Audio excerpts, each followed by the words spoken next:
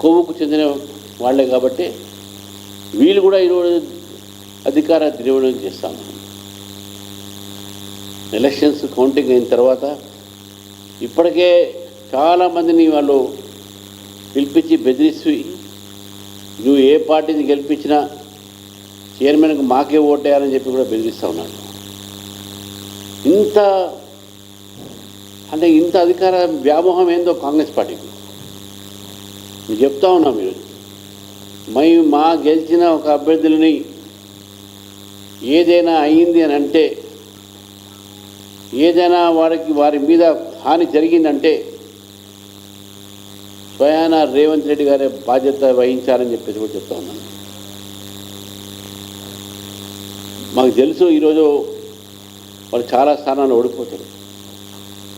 నేను BRS party గురించి మాట్లాడదలుచుకోలేదు, ఎందుకంటే ప్రజలు గమనించారు బీఆర్ఎస్ పార్టీ ఎక్కడ కూడా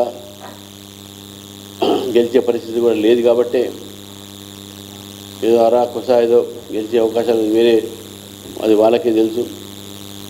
కానీ కాంగ్రెస్ పార్టీకి నేను చెప్తా ఉన్నాను, మీ నాయకులు చెప్తా ఉన్నాను, మేము ముఖ్యమంత్రి గారు కూడా నేను చెప్తా ఉన్నాను, ఇది ప్రజాస్వామ్య పోరాటము. మున్సిపల్ ఎన్నికల్లో ప్రజాస్వామ్యమైనటువంటి మీరు రక్షించుకోవాల్సిన అవసరం ఉన్నది. మీరు మీ అధికారులతోని పోలీసులతోని ఈ విధంగా భారతీయ జనతా పార్టీ మీద వేధింపు చేస్తే మేము కూడా దాన్ని ప్రతిఘటిస్తే, ఎదురు తిరిగితే ఏమైపోతుందో ఒకసారి మీరు ఆలోచించండి. నేను మీ ద్వారా మా కార్యకర్తలకు, తెలంగాణ ప్రజలకు నేను ఆశ్వాసం ఇస్తుంది, భారతీయ జనతా పార్టీ వారి ఎమ్మట ఉంటుంది.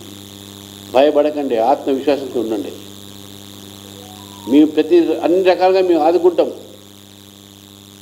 దయచేసి కాంగ్రెస్ పార్టీ వేధింపులకు భయపడి నిన్న మక్తాలో జరిగినటువంటి సంఘటనలు మరి జరగకుండా తెలంగాణ చూడాలి. ఇంతవరకు దాన్ని బాధపడుతున్నారని చెప్పలేరు. బీజేపీలో రాజకీయ లబ్ధి కోసం చేస్తున్నారు అంటున్నారు, కానీ అది చనిపోయిన బాధ కూడా లేదు ఒకరికి. ముఖ్యమంత్రి గారు స్వయం జిల్లాలో అయితే కూడా చెప్పము, వారు కూడా కండోలెన్సరిగా చెప్పట్లేదు. ఇది ఎక్కడ ఈ యొక్క మానవత్వం నాకు అర్థం కాదు. మళ్ళీ ఆయన రాహుల్ గాంధీ మొహబ్బత్కి దుకాణం అంటాడు. ఆయన ఏం దుకాణం పెట్టినా మనకైతే అర్థం కాదు. ఇది మొహబ్బత్కి దుకాణా? వేధింపి చంపడం, ఇది హత్య నేను జరిగింది.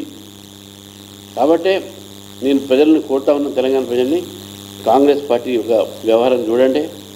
చాలా వరకు మీరు నిర్ణయము మీరు భయపడకుండా తీసుకోవాలని చెప్పేసి కూడా ఈ సందర్భంగా కోరుతూ మరొకసారి తెలంగాణ ప్రజలకు నేను ధన్యవాదాలు తెలుపుతున్నాను.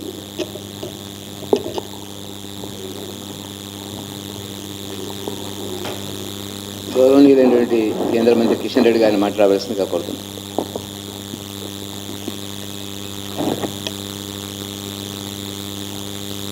నిన్న ఉదయం మక్తల్ మున్సిపాలిటీలో జరిగినటువంటి సంఘటన పట్ల